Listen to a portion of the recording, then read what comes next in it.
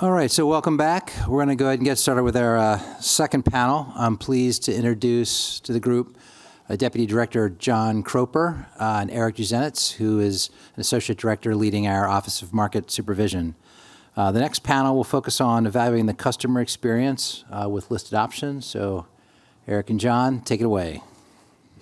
Great, thanks, Jamie. We had a great first panel. Hopefully we can live up to that.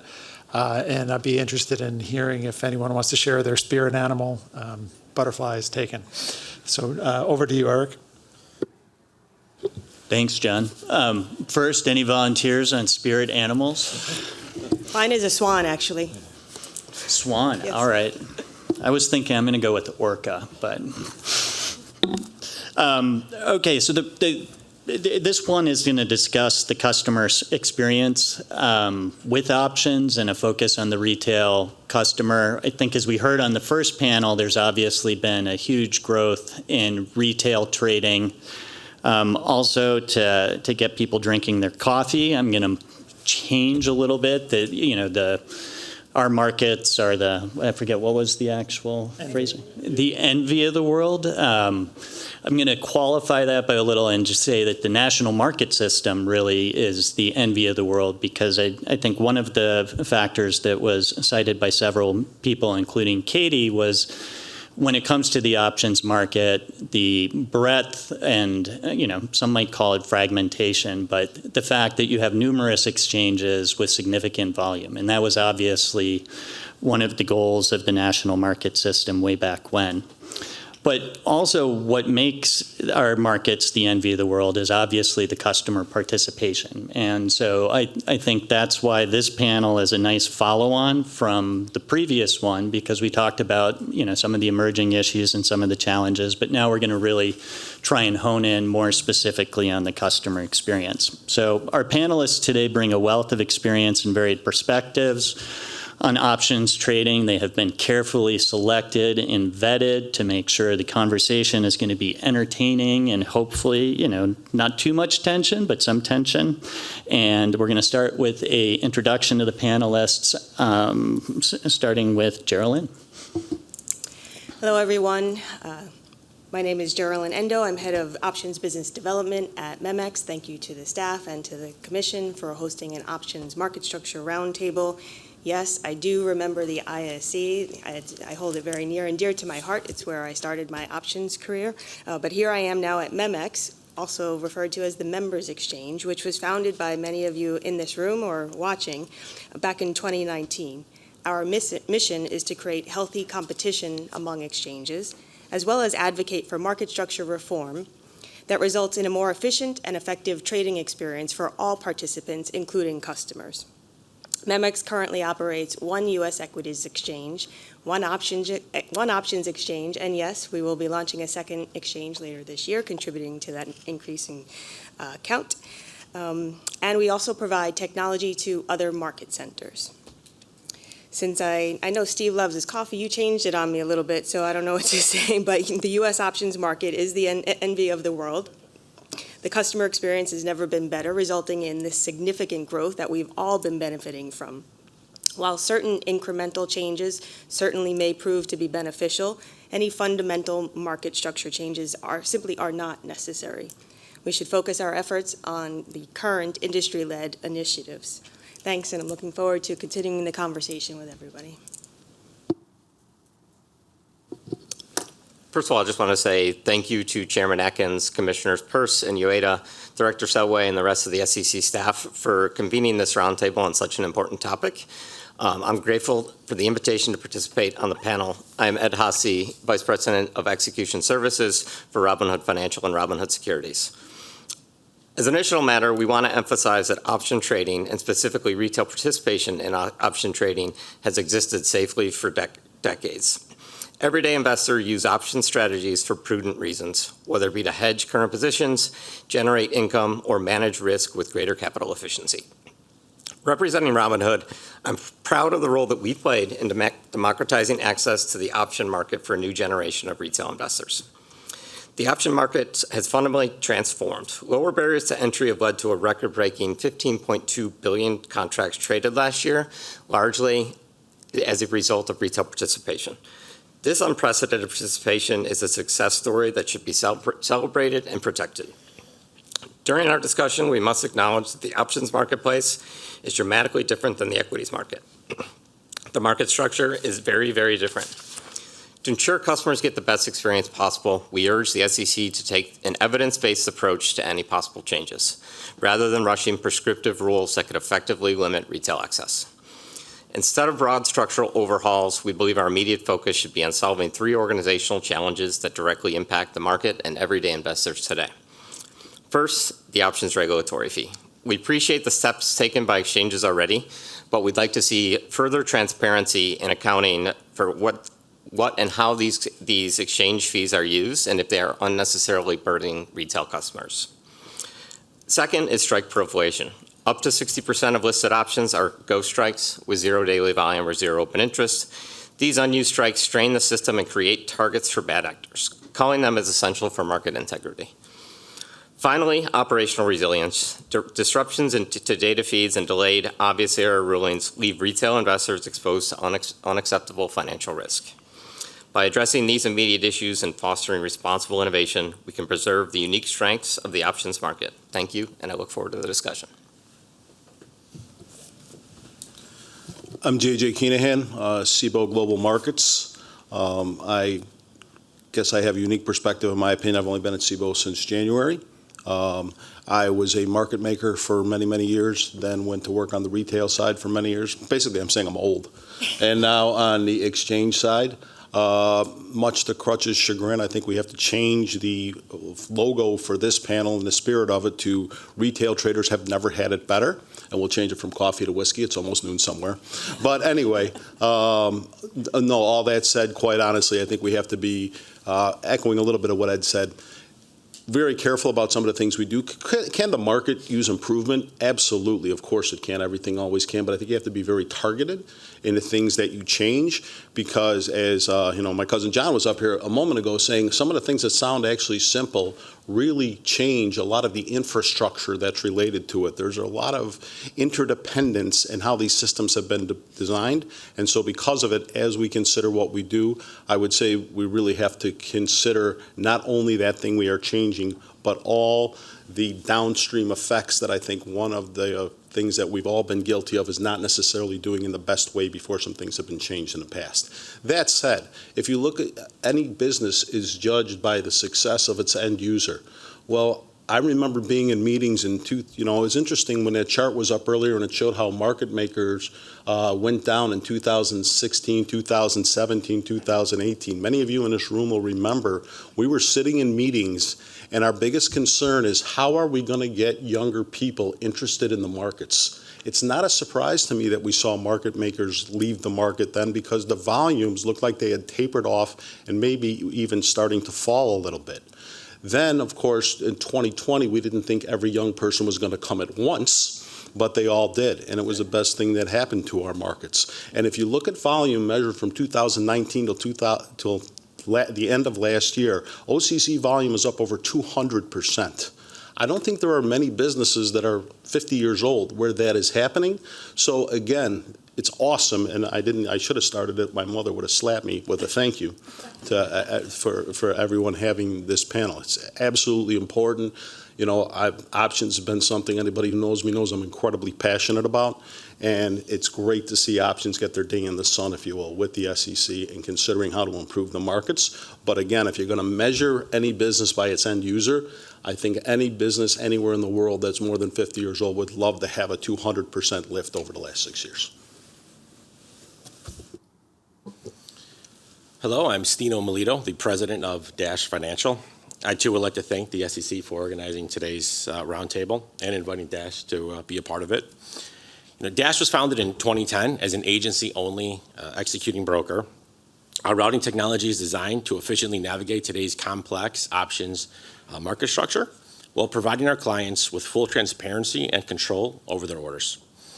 Our clients include global investment banks, market makers, retail firms, broker-dealers, institutions, so we pretty much touch all market participants. In 2025, on average, we executed 15.5 million contracts per day. representing approximately 25% of the daily OCC volume. Thank you for allowing me to speak today. Good morning. I'm Nate. I'm principal at Wolverine Execution Services. I'd like to thank the Commission also and commissioners and staff for inviting us today. I always love talking some option market structure. WEX is an agency-only executing brokerage with offerings in EMS, algorithmic execution, focused on options, OMS products, as well as high-touch execution in options specifically. I've worked at Wolverine for my entire career, and very early on learned about this new sort of product that we were building at WEX called the Smart Order Router, which focuses on retail options execution. I've been working on that product for basically my entire career, and I like to tell friends or new acquaintances that my day job is to try to figure out how to save ordinary Americans millions of dollars a day, which is kind of cool. Yeah, looking forward to participating with everyone on this panel today. Good morning. I am Raquel Russell, SVP in FINRA's Office of General Counsel, where, among other things, I'm responsible for options policy in support of FINRA's investor protection and market integrity mandate. I've been with FINRA for 17 years. I started my career here at the Commission in 2001 in the Division of Trading and Markets. And thank you to the Commission and the staff of the division for having me here today, and I look forward to the discussion. Good morning. My name is Christopher Schwartz. I'm a professor of finance at the University of California, Irvine. I'm officially here as an academic, but I actually am a retail options trading customer. Many of the firms on the roundtable today. So rather than rely on anonymized or voluntarily provided data, my co-authors and I perform experiments. We place the same trade across multiple brokers at the same time, with our own personal money, I should add. Over the last 2 years, we placed 20,000 option trades at 9 brokers across 24 symbols at various trade sizes.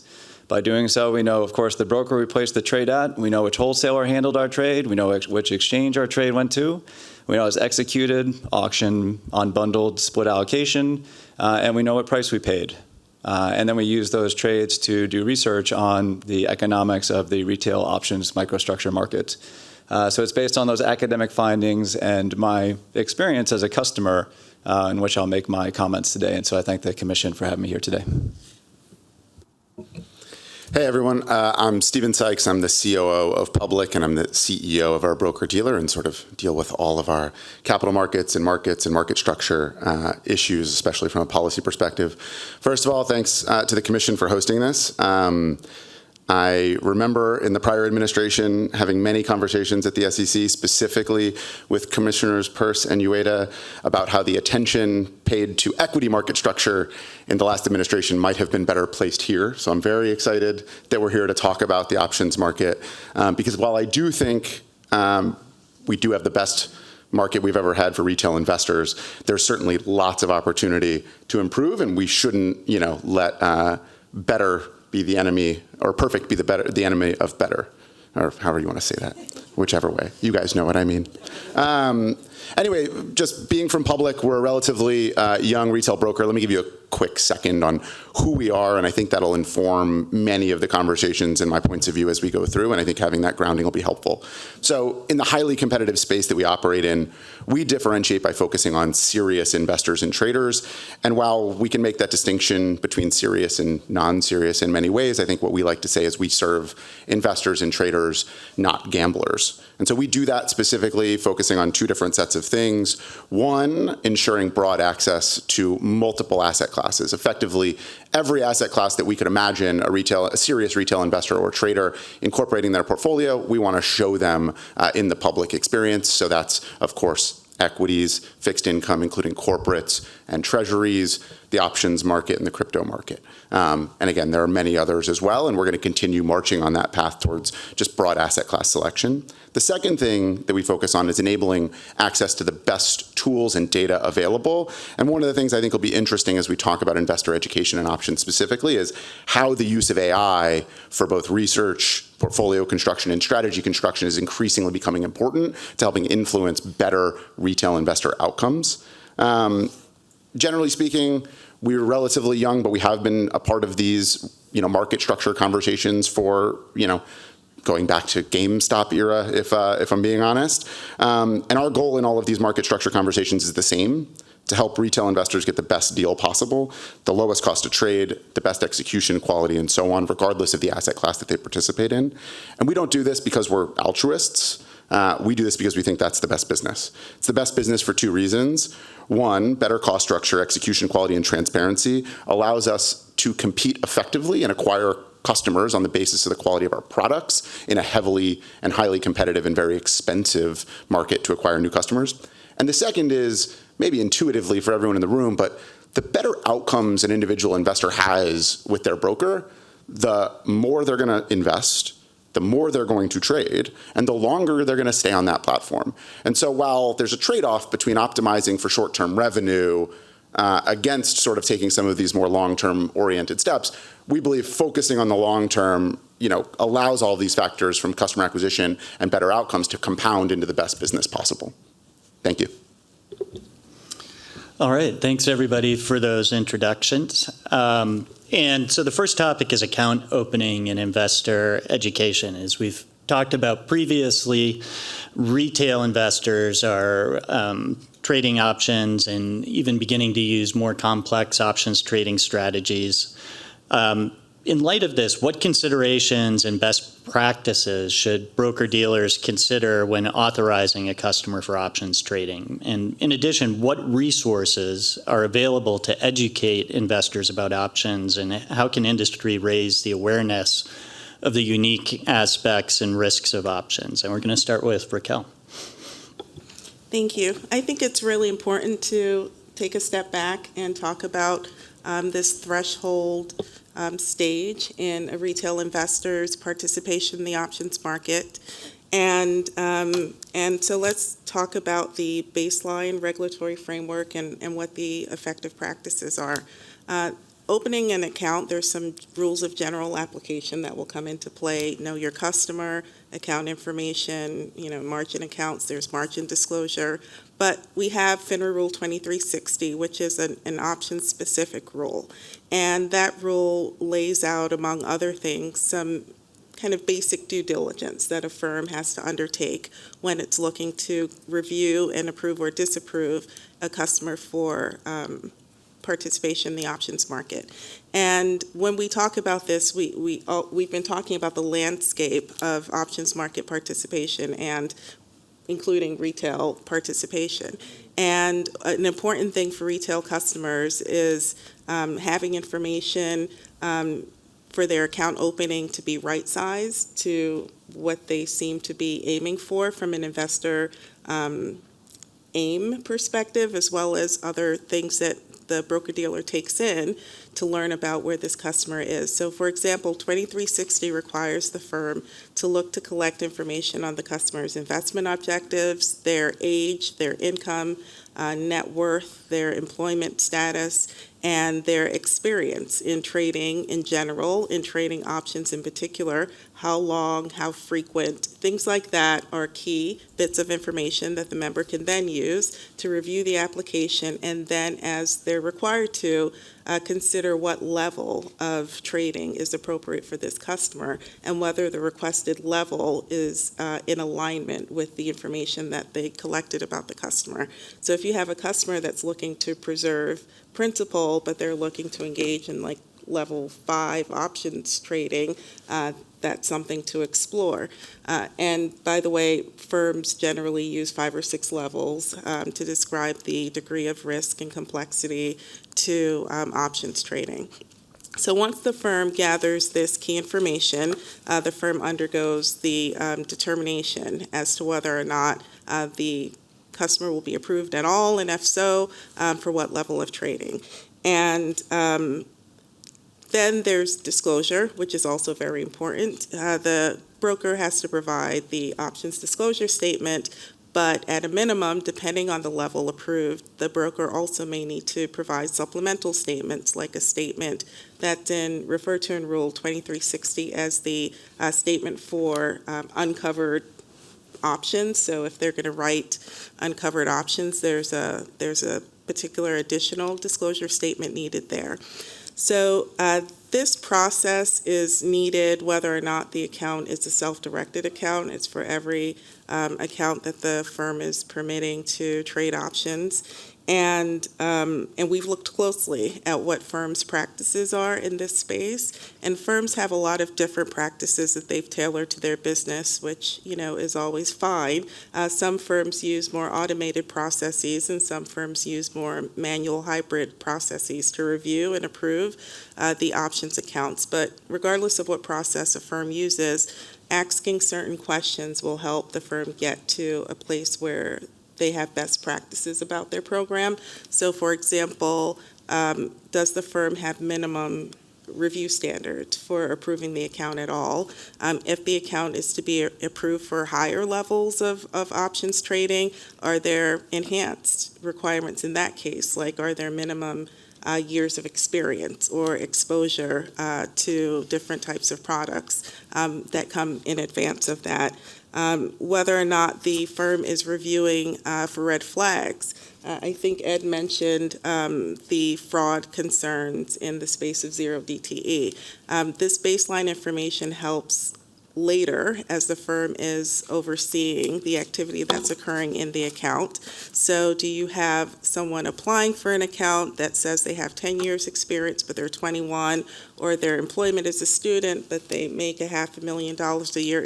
Are there any red flags just that are observable either from the information that the firm already has about the customer in other contexts, or just logical inconsistencies in the application? And if the firm reviews these on a fully automated basis, is there a process for testing later on? Are there ways that the firm is embedded to look for potentially erroneous approvals? And so all of these things are important to that baseline experience that hopefully sets the customer up for a more right-sized and informed experience with trading options.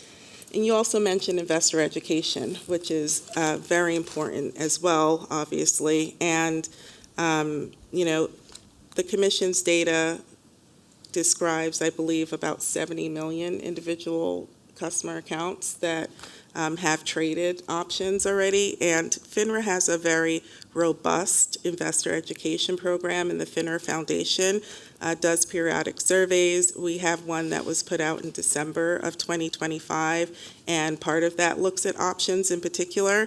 And as I think we've already acknowledged on this panel, it does skew younger. Options retail participation skews younger. 43% of 18 to 34-year-olds trade options as compared to just 10% of those that are 55 and over.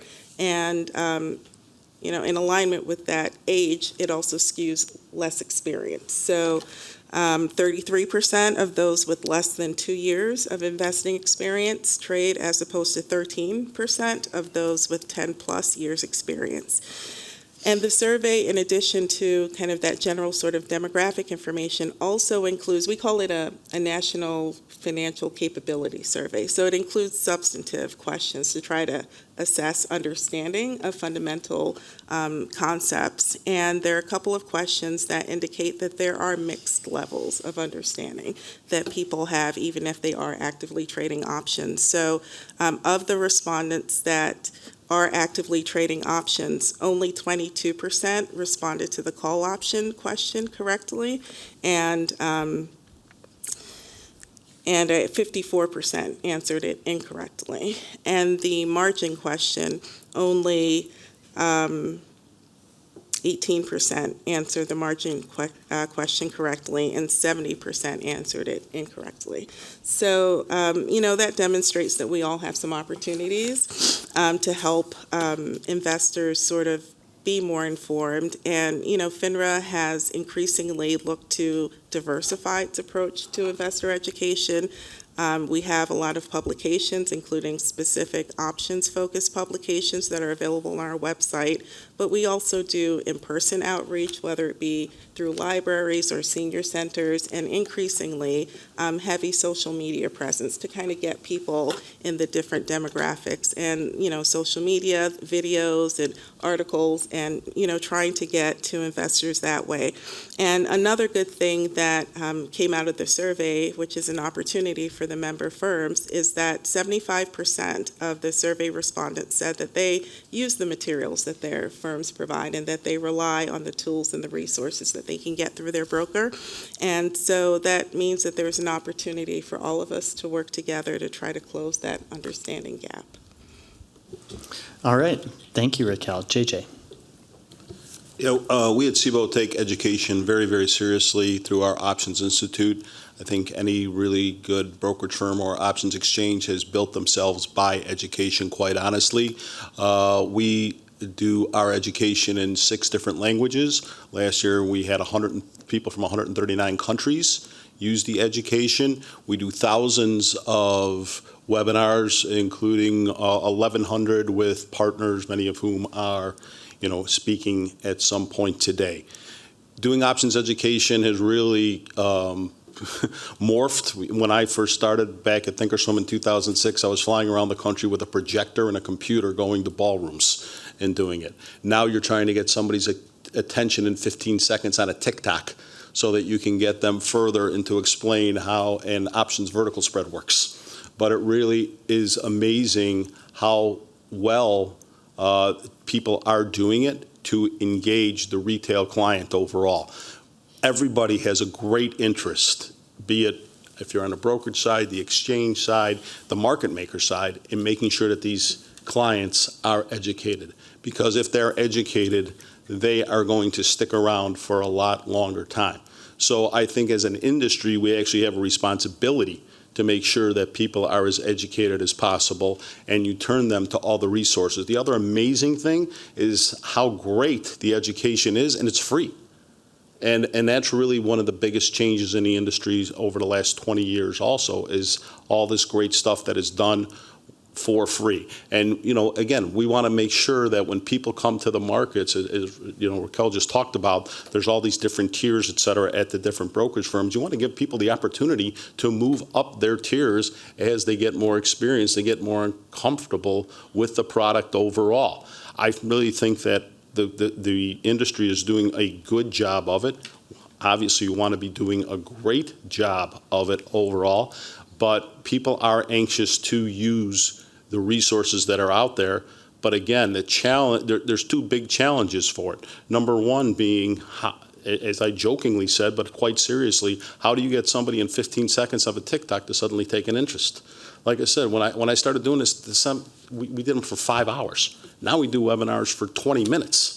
And you're hoping to get people, and I mean, obviously we do a lot longer ones also, but you're hoping to get people to interact. We did 164 different topics at the Options Institute last year. And you want to make sure that you're just getting in front of people as often as you possibly can, because in the long term, they'll become better investors and they will use our products. There's nothing more satisfying than seeing somebody go from doing a covered call to doing a vertical spread to doing we've talked about butterflies, so why not, and iron condors. And, so that people start to use all the different products. It's great for everybody. And if you look at the amount of complex trades that are happening on, coming from the brokerage firms, I think that's also a great measure of how well we're succeeding, I should say, in terms of the education that everyone is providing, and as well as I think sometimes it's lost on people that complex trades in many ways, particularly vertical spreads, are usually good because it means people are defining their risk, which is a great thing overall for the markets. Thanks, JJ. And I think that one point you hit on there is that there's a certain element where there's so much material that there's more of this education that is self-directed too. So Ed. Yeah, we want to make sure to hit both topics here. I think the first one about account opening, I think we want to be careful on is whenever the topic of account opening comes up, it's generally an indication that people or some market participants believe that there might be a problem with such a process. What we want to be clear about is that we want to make sure that retail engagement remains high and the customers that are looking to trade options or are trading options are best informed and can utilize to the best of their abilities. So I think we think it's extremely important for broker-dealers to have an intense understanding of their customers and the evaluation of them and their suitability to trade options. We don't think that the benchmark there remains the same for everybody. It's not necessarily doesn't have to be prescriptive, but broker-dealers should have flexibility in how they accomplish that. I think that's account open. That's the one piece. The second piece on investor education, JJ is right. Customers are everywhere engaging with content for options in all of our asset classes, actually, be it on platform, off platform, across platforms with things like the learning tools offered by Cboe. Robinhood is really, really cognizant of, we don't want to just democratize access to markets, but we want to empower these customers to make the best choices they can. We want to make investing understandable for them in the ways that lands with them. What this means is that we generally have to be everywhere. Our customers are different than other people's customers on this panel, other people that were on the first panel and the third panel. What we understand is our customer and their needs. For education, we want to meet them where they're at. We are doing things like short form videos, learning articles, in-app experience guidance is huge. Giving them an understanding of sometimes how these things play out is huge for customers. What I do know it's dramatically different from is the way in which we've traditionally taught options or relied upon rule sets to teach options and things like characteristics and risks of standardized options. I don't know the last time somebody probably read that end to end. JJ might have been the last one 35 years ago. So, we want to make sure our customers always have the best information and they demand it of us. That's going to continue to change and morph as we go on, especially with the adoption of AI. And we just want to make sure that they have everything that they need. Thanks, Ed. Stephen. I absolutely want to echo a lot of what Ed said about meeting investors where they are. I think anyone who's been plugged into the options world both recognizes the quality of some of the TikTok videos and then also the dangers of some of the others, right? And I think that that's something that we have to grapple with as an industry is that there is an entire third-party ecosystem, introducing retail investors to options strategies that are technically correct, but maybe the risk profile of this specific opportunity that's being described in a given TikTok video might not be strictly accurate. Far be it for me to exactly identify how we should change our regulatory environment to improve there, but I will give one tactical, forward-looking thought. One thing that we've seen at Public is we've begun, as I alluded to in my intro, to build a bunch of AI forward products to help our investors, both research strategies, educate themselves, and ultimately starting to move into more effective strategy execution. And as we've done so, we have run into a few different, reasonable societal and regulatory questions about how we should grapple with AI from an educational perspective in that experience. So let me start, tell a little story, right? Let's just imagine, again, not everyone here, probably most of you haven't used Public's AI products, but let's just assume there's something that's roughly equivalent to a Claude or a ChatGPT that is nested within the Public experience and has access to a customer's, account information and a bunch of, really, really high quality market data and other information. So let's say, and this is an exact workflow that we've seen many, many times from our members, and you'll sort of understand in a second where the issues are that we might need to grapple with as an industry. So a customer comes in with a broadly diversified portfolio, but with an understanding that they want to, let's take maybe two of the more healthier use cases in the options market. They want to generate income from their existing portfolio because they have a present need and they still believe in sort of the underlying equities, but they want to generate some income. Or they want to protect some risk because they have a short-term or a near-term cash need, and therefore they want to change the sort of overall deltas or the overall risk of their portfolio. Again, two things that I think retail investors actually become in this recent, the last few years, have become deeply aware of the opportunity to use options for those ends. But let's say they're not the best at executing them when given an options chain, right?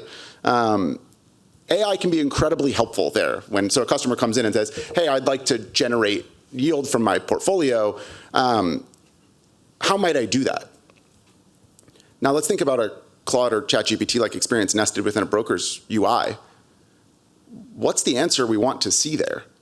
Again, I could make an argument that the next answer should be, let's say you want to protect the portfolio. The answer might be, hey, you should evaluate, I've looked at your portfolio. You should evaluate, you're more tilted towards tech, so you should evaluate QQQ puts that are 30 to 45 days expiry, because you've told me there's some time horizon that matches that, and maybe you should look 5 to 10% out of the money.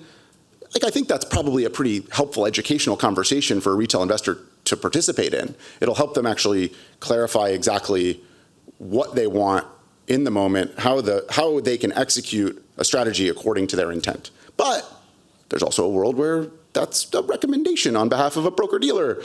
We don't know what recommendations are, which I'll, ask. Everyone knows, I think, is familiar with sort of the facts and circumstances based on recommendation. But I would say, hey, that's more tilting towards education, and that's a sort of specific high-quality education we should want to see. Again, well-supervised and governed within the experience of a broker-dealer, especially in accurate execution. Now let's take it a step further, right? The customer, so the AI gives the response about 30 to 45 days expiry, 5 to 10%, and the customer says, oh, well, what specific options should I look at in that realm? Now, I could make an argument that the response there should be a specific set of, using the available market data. It should be a specific set of expiries and strikes, and should give a rough idea of the liquidity in each of those and where there'd be the optimal place to execute the intent that the customer wants.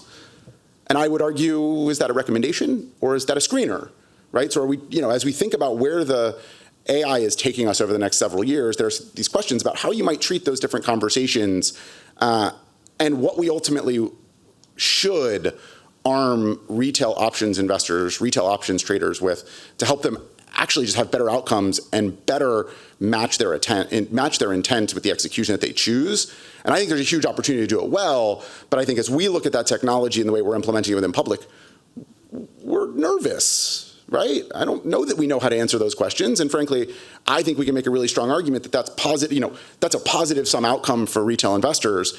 It is education followed by a screener, and that's wonderful, and it's going to lead to much better outcomes for our investors. But I can't guarantee I'm not going to end up in a regulatory matter addressing recommendations through an AI in 3 years, and that's hard. And I think we have to grapple with the idea that there are some of these difficult questions in how we deploy education versus how we regulate our broker-dealers in terms of recommendations. And I don't know that we're having that conversation. Again, I think we're very early to this space, but I would say as we leave and we talk about education within the retail sector, we have to assume a world where the AI we have today is the worst we'll ever have, and the quality of that AI creates new opportunities for how to better educate retail options traders. Thanks, JJ, and thanks for that overview of an issue that is only going to grow from here, I think, and so that was helpful. We're running a little bit behind. We're going to move on to the next panel, but just encourage people to try and limit their remarks to a couple minutes. So the next topic is payment for order flow. As people here probably know, retail brokers generally use consolidators to execute their retail order flow and then reserve payment for order flow or PFOF in return. Unlike equities, because OCC cleared options have to trade on an exchange, the consolidator really doesn't have the ability to execute off exchange with or without price improvement. So question for the panel is, what impact, positive or negative, does PFOF have on the retail customer experience with options? And we're going to start with Chris. So I think the PFOP model, having it is definitely a good thing for customers, right? So certainly some customers are better off under the fee commission model, and I'm sure some customers are better off under the PFOP model. With that said, one of the issues with the PFOP model is it takes very salient fees and commission costs that customers can see and turns them into hidden PFOP execution related costs that they can't see. So if you look at our total trading costs in our experiment, about 70% of those costs are these opaque execution costs that currently retail customers have no idea how to measure because, as far as I know, outside the data in our paper, there's simply no public disclosure about that information. And the variation across brokers is huge. So if you look at the highest quality fills that we get from one broker versus the lowest quality fill broker, it's literally the entire quoted spread is the difference in our fill price on average. And so we try to figure out what that was correlated with, and it's almost perfectly correlated with the amount of payment for order flow. Right, and again, these things are completely unknown to customers, and this kind of came up on the first panel. But exacerbating this issue is kind of this ambiguity with regard to BestX. I remember when we got 6 different prices at 6 different brokers at the same time. My first question to someone with FINRA was, how can that be consistent with best execution? And so if you read the rules and notices with plain language, is not particularly helpful, right? So FINRA Rule 5310 says my broker has to go to the best market and give me the best price. Are brokers who use the wholesalers and execute their trades on the same exchanges not in the same market? FINRA Notice 2123 says almost unambiguously that a broker can negotiate payment for order flow that impacts execution quality, but yet our correlation is near perfect. So it's kind of hard to reconcile those rules and notices with kind of the findings of our paper. It seems to us the only thing that's really binding in terms of execution quality is Rule 611. And if that were abolished, to be honest, I have no idea what the lower bound and acceptable price improvement would be for customer trades. So the bottom line is I think the PFOB model is great. It gives consumers choices, but there shouldn't be preference given to how costs are disclosed to investors over one business model over the other, right? And so on a pre-trade screen, fees, commissions, and estimated execution costs should be on there. Statements, trade confirmations should have execution costs included. And I'm going to be honest, we either need to strengthen what BestX means or we have to tell retail customers, hey, it's up to you to get to the best price because the broker only has to get a good price, not the best one. Thanks, Geraldine. I thought I'd take a moment and step back and define an aspect of payment for order flow for everybody here. We also, in the option space, we refer to it often as the marketing fee, and it is a little bit different than in the equity space. The marketing fee is actually posted on exchange fee schedules where it's charged. What that means is that the fee is transparent and reviewed by the SEC. At a high level, the marketing fee is charged between customer transactions that trade against market maker transactions. So, for example, a market maker on a trade against a customer gets charged by an exchange 25 cents in a penny name. That 25 cents goes into a pool to the respective market maker, and then at the end of the month, the market maker decides and tells the exchange where to disperse those funds. This collection and allocation, this negotiation of funds, there are change of hands of funds, it happens independent of how the retail order is actually executed. MX2 launching later this year, as I mentioned earlier, we intend to not have a marketing fee on our exchange. In general, fee schedules are designed to attract liquidity and ensure displayed quality of market. The marketing fee is simply one component of how the retail order actually gets executed. Thank you. Ed. Yeah, I think we wanted to speak on PFOF in what we generally understand is that our BestX obligation exists no matter what, and it is to do best for customers at order entry. And I think that's what that generally is driven by is a product of the customer base that we have and the way in which they engage with the market. We really, really respect the relationship we have with the consolidator intermediaries because of their ability.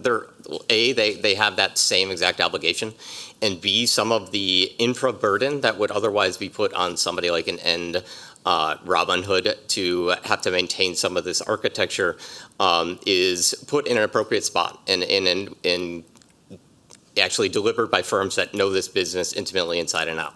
I think that what we strive for is a competitive environment that can reward people for the performance that they give our customers. And what we see is that it works. And the prices that they receive is generally driven as a product of probably what the value of that order flow is for an intermediary. But in general, it is we have competitive environment essentially in every type of asset, whether it be wide market or a tight market. And what we see is customers that get really good results. I think that when a customer will see they get an execution price and they see a total price for that transaction, that's largely the same. We don't have multiple line items. We don't have a commission charge. We have an ORF fee, so that does come into play, but there's not a commission in addition to another built-in cost or anything along those lines. We think that the customer outcome is very clear to them as they get that execution, and very easy for them to see without having to go hunt and search and figure out the total cost to transact. Thanks, Ed. Nate? I'm going to hazard a joke to start, which is that if Kamala Harris was an option market structure practitioner, she might say that payment for order flow did not simply fall out of a coconut tree, but exists in the context of all that came before it and around it.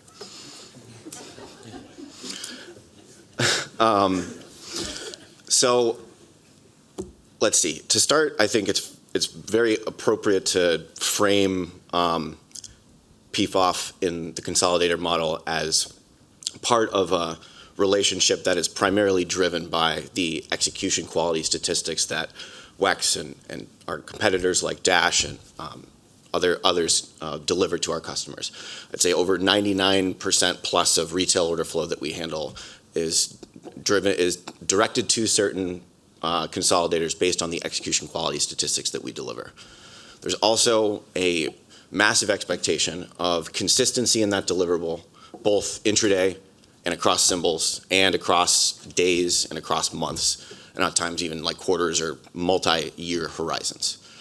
So we view that as kind of the primary factor in which we win order flow, and our affiliate Wolverine Trading has to deliver a significant proportion, a vast majority of that price improvement to our introducing broker-dealer partners on a daily basis.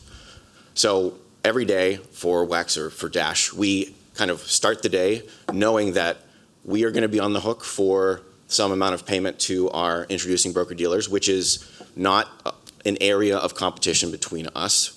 Those are fixed rates between all the different venues that a introducing broker-dealer might choose to route. And we know that we're going to be competing on execution quality, which is going to mean delivering a significant millions of dollars of price improvement to those customers. And that's primarily going to be handled by or provided by our affiliate, Wolverine Trading. In that context, I think it's important to see the model overall as in some ways an end-to-end revenue share between the introducing, the customer themselves in the form of an improved execution, the retail broker-dealer that is collecting a payment for order flow, and then the executing consolidator and their affiliate. How those dynamics end up playing out, I think, is extremely competitive. We've seen really aggressive performance in terms of the effective overquoted spreads that we and our competitors have been delivering for the past 5 years. We've seen dozens of percentage points of improvement as ourselves and our competitors continue to want to gain market share, want more order flow at increasingly better levels for those customers. And to kind of finalize and conclude these things, I think it's important to note in this consolidator context that while Wolverine Trading WEX will route orders to trade with their affiliate, it's not as large of a number as you would potentially think. And there's robust competition for WEX order flow between all market participants. So this should inform, I think, the Commission's view of some of the topics that were covered in the first panel with respect to things like specialist allocations, auction allocations, things like this. Like Wolverine Trading is on the hook for millions of dollars of price improvement every day for sure, and they're going to have to backstop that to continue to receive another order from a Schwab or a Robinhood. They're the person who's always going to have to take the stand in that context, and while other market participants might try to participate, they have the option not to. So in the context of, say, like auction mechanisms, that's to us the negative selection or to Wolverine Trading the negative selection or the last look. There's almost a sort of reversed view of that, wherein like every other market participant has the ability to say, I'd prefer not to trade at that price level, but those consolidators, their affiliates ultimately do have to provide that. So I don't think you can really contextualize some of those prior conversations about that interaction and that relationship as being anything other than ultimately to the benefit of those end customers in the form of improved execution quality that we've seen in this industry for the past, as long as I've been in the business. Thanks, Nate. Stephen. Eric, I will respect your request and keep it brief. I really want to echo what Chris started off saying, which is PFOF is likely good for the market structure, but the lack of transparency is a real issue. Even sitting in my seat managing, retail flow, it's maddeningly difficult for us to understand the specific relative execution quality that we receive as a broker-dealer for our customers. We do what we can, but there's very little third-party or publicly available information about what competitive execution quality looks like, and therefore understanding the interplay of rebates, PFOF, and execution quality. Again, it's maddeningly difficult because of a lack of transparency, and I really respect the work that Chris is doing to try and bring that transparency to retail investors who have even less information and less understanding than we do. As we entered this business 2 years ago, because of that context, we decided to go with a no commission and rev share model with our customers on the rebates that we receive, the PFOF that we receive from our wholesalers. We rebate that back to our customers. They receive, incremental dollars every trade and every contract they trade, because we couldn't find a route where we had a lot of confidence that trading off on the rebate we received would yield dramatically better EQ. And while I totally believe that that's the relationship that Chris sees, sitting in my seat, it was very hard to build an operational model where I could be very confident that that would be true. And so we took the sort of guaranteed transparent route, because that was sort of the opportunity that we had in front of us where we felt the most confident we were living up to our best execution obligations. And again, aligned with our own business interests, as I described in the outset. So, something like SEC 605 reporting for venues, brokers, wholesalers in the option space, we would welcome it. Thanks. And my remark was not directed to you. I thought the information you shared, it's just that Jamie said John and I's performance review this year is going to be based if we keep everybody on time. So it's really about us. Dozens of dollars on the line. I get it. All right, Stino. Yeah, so I don't see PFOF as a flaw in the system. I see it as one of the core components on why the system has worked so well for retail investors today. As we all know, and what the SEC data has described, is that we've seen unprecedented growth in volume, scale, and surging retail participation. And that doesn't happen in a market that's failing retail investors. That happens in a market that's working exceptionally well for them. Today retail is traded in markets that are often only 1 or 2 pennies wide and often receive executions inside of that. If you contrast that with sort of the distant past, those numbers were measured in dollars, not pennies, and I think that's a pretty incredible story. I also want to mention there sort of seems to be an uninformed view circulating that all retail flow is very lucrative and desirable to trade against. And certainly some flow has a higher expected value, than others. The wholesalers who are succeeding the most today have made a substantial commitment to trade against, all flow in all symbols, every day. Good markets, bad markets, fast markets, slow markets. Okay? They don't get to selectively choose. And that's no small task for these firms to undertake. And then further, the retail brokers today, they're highly sophisticated with robust best execution procedures, and they hold these market makers vigorously accountable to produce, good outcomes. So I'm just going to shift a bit here in the sake of time, and building on a lot of the strong outcomes that have already been outlined here today. I think the important question for this discussion is actually what underpins that success and what risks disrupting it. The performance we've seen in the option market over the past decade, it's not just a function of PFOF in isolation, right?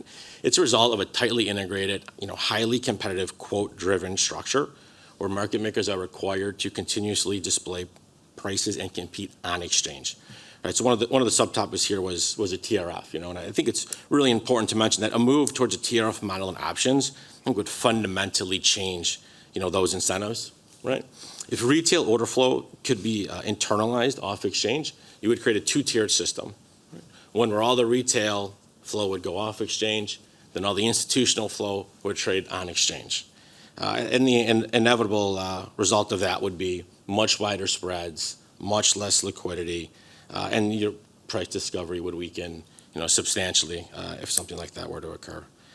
The success that we've had is a byproduct of a highly competitive ecosystem. Crutchfield sort of alluded to it in the last panel, how it's a kind of a delicate balance, and I think what the option industry has done so incredibly well is really strike that balance, and that's why we're here celebrating, today. So, I don't believe that the benefits exist, independently. They rely on the rigorous, visible competition. And if we change the foundation of that, I think we have the potential to, fundamentally change the success that we've had. And let me just say one more thing really quick, because there's another sort of subtopic. I just want to touch on the Dash ATS that was mentioned sort of in the prep call. So the Dash ATS is an option-specific ATS. It operates very differently than an equity ATS because we have no resting orders like a typical equity ATS does. And how the Dash ATS works is very simple.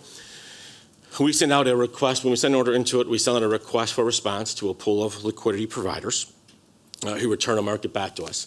And if we get a response that matches, meaning we get a marketable bid or offer that is at or better than the NBBO, we have a paired trade. Okay, we are then able to take that trade down to the exchange, and cross it. So three things happen. Three potentially good things can happen when an order goes to our ATS. We could find price improvement. We could find additional liquidity than what's available on screen, and we can mitigate some exchange fees. And then when we do take that cross to the exchange to cross, there's a second moment for price improvement. So it works really well. It's been very effective. I think it sort of answers the question that was brought up in the last panel of, hey, you've asked these market makers to quote in 1.2 million plus symbols. It's hard to say that every quote at every second is going to be their best quote. It's not. It is a lot of the time. It isn't all of the time. Right? And our mechanism there tries to solve that, where we give market makers a chance to, firm up and, provide a better price. And just some quick stats on that. In 2025, we matched 86 million contracts in our ATS, and we received $266 million in price improvement versus the far side of the market. So I'll stop there. All right, thanks, and thanks for the discussion on that panel, everybody. So moving on to the next topic in the customer experience, zero-day options, which refers to the ability to buy an investor to buy an option on the last day before it expires and with lower time premiums. This is nothing new because obviously all options have to trade prior to the last day of exposure. But what is new is that there's more series that expire on more days of the week, as has been previously noted, not just the standard third Fridays of the month. And this creates more opportunities for zero-dated options. So what are the panel's experiences with zero-day trading, and does this trading raise any issues? Ed, we're going to start with. So I think that the shift towards short-dated contracts, specifically trading on day of expiry and the immediate time frames before that, has been fairly natural from our perspective. Customers have really, really, really engaged with this product. They find it to be a meaningful way for them to manage their portfolios and manage their risks. They've just naturally gravitated towards it. As a result, there are exchanges or other market participants that are putting more of this products in front of people because of what they see as natural usage. Customers are engaging with this in ways that they don't necessarily engage with historically what we thought about trading, like longer term buy rights on single stocks. These are customers that have, either exposure that they want to manage in a short-term time frame, especially in a news cycle in which day over day you have dramatic swings in things like the market, the total market's going to move in ways that that volatility has been that that elevated. Our customers are trading these differently than they are single stocks. They are trading these in ETPs and indices in ways that are different, that demonstrate that they do understand the way in which they're participating. You see some participation again in some of the single stocks, but again, those are ones that actually have like news and market moving events on a daily basis. AI has caused volatility in a handful of stocks for years at this point, or at least a full year. Customers are engaging there. They're engaging in ways that they are trying to manage their own risk or capitalize on what they see as an inefficiency.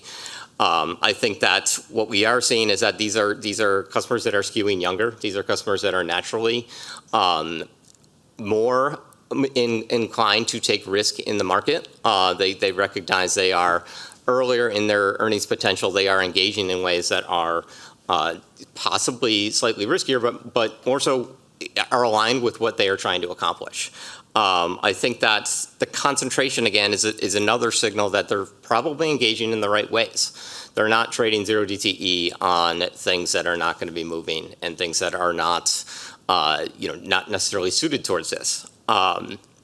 We've been offering these since they've come out, and again, they've existed since the beginning of time. Now you just get more strikes, or you get more days. So I think that we have experience and systems in place to support some of this process. We recognize that there are operational concerns here. There are asymmetric risks that is borne by retail, and that we think this might be an opportunity to address some of that, and also ensure that all market participants, including some of our market infrastructure participants, are best equipped to manage this on a go forward. And we recognize that some of these things, as a corollary, would be moving to a 24/5 market for equities, which Robinhood trades today. We're settling in a world where the majority of participants will be participating 23/5 because of probably limitations in some of our market infrastructure. We want to make sure that in options we don't run into those same barriers, and that we can address these as quick as we possibly can, and be ready for when customers continue to engage here. It is just something that is a natural use case that they're trying to accomplish. All right, thank you, Ed. And now Nate. Thanks. So I think in general, like, folks in the industry have talked for a while about 0 DTE has existed forever. That's true. WEX commented when the Monday and Wednesday expirations were first listed that one of our concerns was with respect to, obviously, some things like corporate actions and events affecting the trading of those symbols on those days, which obviously this, as in its current form, is kind of, they avoid the corporate action days when they list these expirations.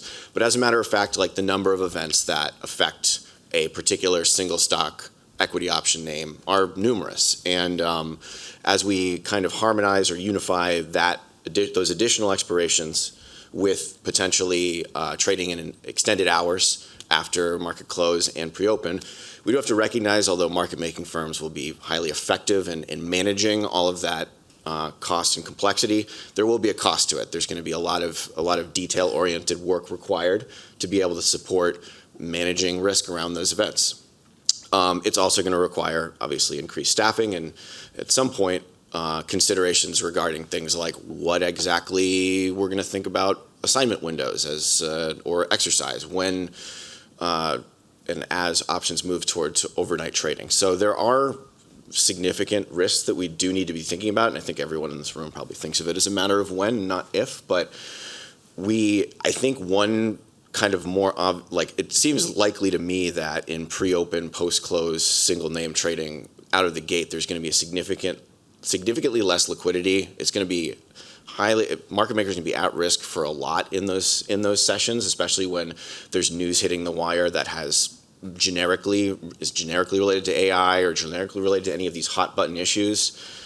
At the very least, with respect to corporations themselves, I would think that it might be beneficial at some point for the listings exchanges to more harmonize the way in which at least corporate information is delivered to the liquidity provider and the trading community, because it's pre-open, it's post-close, the time in which this information is released to the street is not unified. And so those are things that we don't want to we want to encourage, supporting trading listed, SEC regulated products as opposed to more risky sort of off exchange alternatives. But at the same time, we do recognize that there will be significant barriers to liquidity provision, and continuing to manage that and protect our customers is really crucial. Thanks, Nate. Chris? Yeah, so I think. Oh, so if I turn that on. I think there's been a lot of complaints today. First, consumer choice is good. That's consistent with my other comment. But I think there's been a lot of complaints today about the number of quotes and quoting complexity and all these other things. So he's added more and more products. The question becomes what happens to the quote quality on other strikes and expirations for the same company, and then of course what happens across the market. I'm keeping my reply short because I know we're behind and I want you guys to get a good raise. But the other thing I'll just mention is zero DT options, and these options create a lot more churn on retail accounts, right? So, I can go on my app right now. I've got 9 brokers to choose from. I can buy a zero DT option right now, and within the next 3 hours and 24 minutes, I have to do one of two things, right? Either one, I'm going to lose all of my money, or 2, I have to do another transaction where I'm going to have even more transactions cost, right? Because I have to do a sell. It's not like an equity where I can hold it forever. And so, I think that's one part of it's underappreciated. Now, I'm discounting people who take delivery outside of, say, Roaring Kitty. I don't think many retail traders are doing that. Sorry, we're on the bird theme. I went with a kitty for the animal. And these issues of, I'm going to call them like contracts per dollar you can trade in an account, are only going to get worse, right? 2 days ago, the pattern day traded restriction was removed, so we're going to have a lot of cash accounts that were set up as non-margin accounts to make sure they could trade a lot. Those can now convert to margin accounts and trade twice as much as they could before. So I think the proliferation of these very short duration, low premium cost products, which allows retail traders to trade more contracts, just amplifies my prior comments about disclosure requirements. All right. Thank you all for your thoughts on that panel. So the last topic that we've got, and in the interest of time, we'll have to do this maybe lightning round style. So it is enhancement in emerging issues. What are the emerging issues in the retail and institutional customer space that you're watching? Is there anything missing and so forth? But in the interest of time, let's just go through the folks we have, and please keep it brief, but tell us where you think the enhancement or the emerging issues could be, and we'll start with Raquel. Thank you. I'll just quickly mention 2 things. I think account fraud is something that firms are fighting really hard, and certain option strategies are particularly attractive, like zero DTE is particularly attractive. We have been building out additional resources to support members in their efforts to catch this stuff. We have a fusion center. We have a potential intrusions report card. So, there's new account fraud, there's account takeover fraud, and that's a constant sort of effort of vigilance. And I had been also thinking about mentioning, but Nate covered it pretty well, but just to tie in the investor education piece with extended hours trading, the compressed time frame, that will impact opportunities and value, and including assignments during the overnight period of time, and making sure that is as successful for investors that may choose to trade overnight as it could be. Thanks, Raquel. Stino. Okay, so again, I'd just like to thank the SEC for organizing this roundtable. I do think it's really valuable to bring the industry together like this, and I hope we continue these discussions, going forward more frequently. So 2 issues I want to shed some light on. The first is the current SRO model for exchanges. Today we have 18 exchanges with more on the way. And while I support that from a competition perspective, from a regulatory standpoint, we effectively have 20 regulators when you include FINRA and the SEC. That creates duplication, inconsistent rule interpretations, and at times conflicting obligation. It is not an efficient system. I could theoretically receive 20 inquiries from 20 different regulators on a single order that I send. It's possible. That leads to a more fundamental question. Should for-profit exchanges, many of them multi-billion-dollar public companies, continue to act as SROs? At a minimum, it raises concerns about conflicts or the perception of conflicts, when commercial entities are also responsible for regulating market-wide conduct and decisions to access their competitors. Okay, second, we're seeing increasing concentration, in the clearing space. So there's only two major clearing firms today, and they're executing about 65% of the market. And capacity is becoming a real constraint that's affecting our industry. The technology does exist to manage risk more efficiently, and that is something we as an industry need to address. To sustain the growth we've seen and ensure trading costs remain low, we need to take a first principles approach to risk and margining, or it absolutely will become a bottleneck for the future growth of this industry. Thanks, Stino. Nate. So first, I'd like to plus one everything Stino just said about concerns about regulatory overreach, in particular with respect to cross-exchange surveillance and some recent guidance that we'd seen. There's been a lot of concern regarding all of that, so thank you for saying that. The other one I wanted to highlight, or other area of concern, is there has been increasing sophistication in some subsets of activity, especially in the retail order flow space, what we'll call pro-tail. We estimate, and kind of across the entire retail broker-dealer space, that as many as 10% of orders on a daily basis could consist in this subset, and they tend to they are very sophisticated traders where if you looked broadly speaking across introducing broker-dealers, and at times even within the same broker-dealer, they are vastly in excess of the professional customer designation. We appreciate NASDAQ's recent filing to shorten the duration of that, but we don't view that as a final review of that matter. There are a small number of professionals who are essentially capturing price improvement dollars from true retail customers right now that are commingled with those customers, and we'd like to see more in the industry to segment those actors out. Thanks, Nate. JJ. Yeah, a couple of things. First of all, I think you guys exceeds expectations on your rating. I hope that was noted. All right, thanks, Jamie. With that said, I think there's a few things. So first of all, where we started about being thoughtful about things going forward, someone in the last panel said we got here not by necessarily purpose, but by things that happened, and so we ended up in this space. So as we consider a lot of the things that were talked about today, we covered many topics, be it payment for order flow, how orders are routed, whatever it may be. I ask that the SEC consider how you are the ones who helped form this going forward. So it's not, this is how we got there. And as a particular issue, I would say that, anything more clarity around prediction markets, et cetera, how those are done, because obviously the other regulatory agency is, doing a lot there. And I think in terms of things that truly are securities, they should be on the security side of the ledger. And so again, as we think about going back to where I started, we're going to come up on 24/7. We're going to come up on tokenization. So really, let's try and make sure that we don't come back in 10 years and say, well, we just kind of ended up here. Thanks. Geraldine. I have two things also that have been touched upon a little bit, 24/7 or expanded hours. We know that our customers have access to other markets that are available 24/7. We also know that there's global demand for participation in our markets, so it makes sense that the options markets moves towards expanding hours.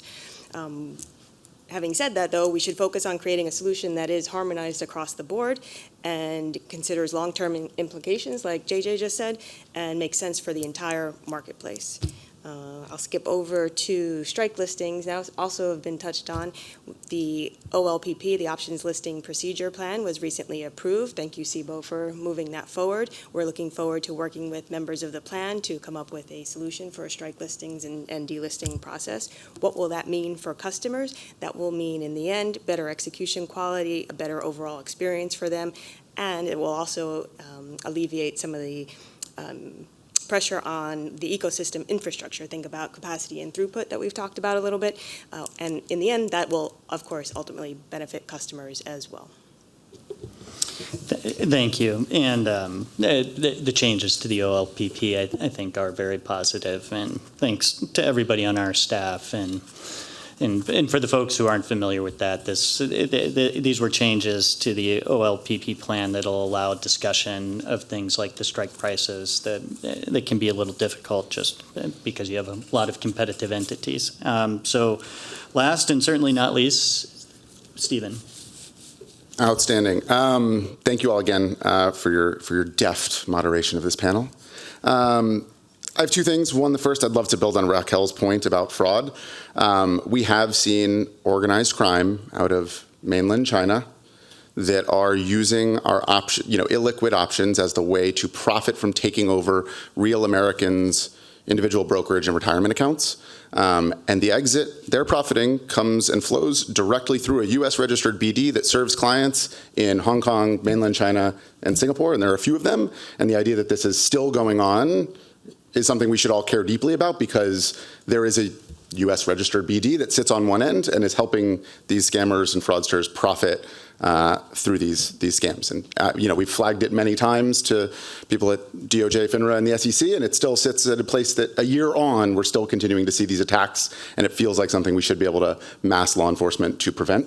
So Raquel's 100% right. It does come back to strikes, and there are things we can do in the options market structure, but there are also things where there's a USBD on the other end that should not be facilitating these transactions and should be able to detect and prevent them before those funds leave the U.S. ecosystem. So that was one. Two, zero DTE.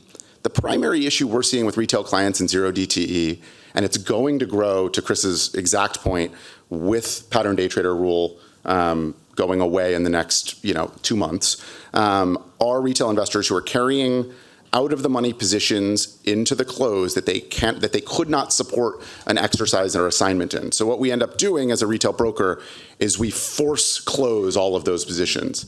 The reason we do that is because there's a gap between when those options are no longer tradable and when the assignment and exercise decisions happen. And that hour and a half, hour 15, hour and a half gap is happens to exist in the most volatile time in our markets, right? It's when all corporate news comes out. And that means we have to have incredibly wide bands of forced liquidation and forced closeouts at the end of the day. And the deadweight loss there for retail investors is huge. I would estimate somewhere between 10 and 20 cents per contract opened by a retail investor in the US because of those forced moves, and it's only going to grow with PDT. So we have to figure out how to condense the difference in time, or the disparity in time, between when we can trade these options and when the options exercise and assignment decisions are made. Condense that as much as possible to the least volatile period we can. I'm not an expert, don't work at OCC, but there has to be a better way than having it be in the most volatile hour and a half period of every trading day. Great, thanks, Stephen, and thanks to all the panelists for such a lively and instructive panel. A reminder that written submissions on these topics or listed options markets structure generally may be submitted to comment file number 4-887. Search Options Roundtable on the sec.gov website for more information, and we really do appreciate your comments. We'll now break for lunch. Please be back here and seated promptly at before 1:45, when we're going to hear from remarks from Chairman Atkins. So thanks again to the panel. Really appreciate all your efforts. And it's not the landing of the destination on time, but it's the content of the journey. So thank you very much.